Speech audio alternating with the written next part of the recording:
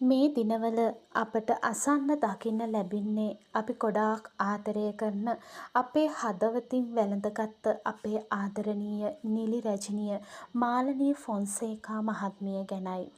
අද දවස අපට ගොඩාක්ම දුක්බර දවසක් කියලා මා දන්නවා.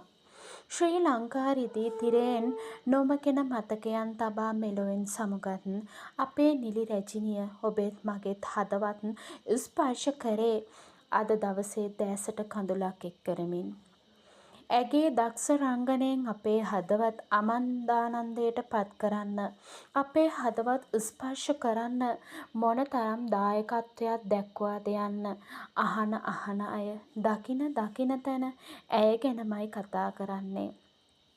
එහෙම කතා කරන විට අපිට ඒ බව නොකියාම සිටින්න බැරි තරම් ඇගේ වියෝවෙන් බොහෝ අය හඬා වැළපෙන විට අප දුටු එක්තරා සිදුවීමකින් ඇත්තටම හදවත කලකිරුණා. ඒ තමයි මලගමත් රඟ මඩලක් කරගත්ත මෙන්න මේ සිදුවීම. ඇය දිහා හොඳට බලන්න.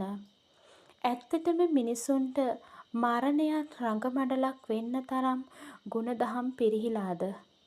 මේ දකින ඔබේ අදහස කුමක් වුවත් මගේ අදහස නම් ජීවිතේ රඟ මඩලක් කරගත්ත කවුරු වුවත් කෙනෙකුගේ මලගමක් රඟ මඩලක් කර ගැනීම අශෝභන මෙන්ම පහත් ක්‍රියාවක් ලෙසයි.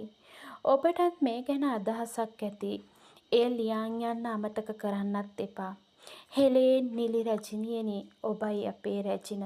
ඔබට නිවන් දොරට විවර වේවායි අප හදවතින්ම ප්‍රාර්ථනාවන් එක් කරනවා. නැවත වීඩියෝ එකකින් හමු වනතුරු ඔයාලට තෙරුවන් සරණයි.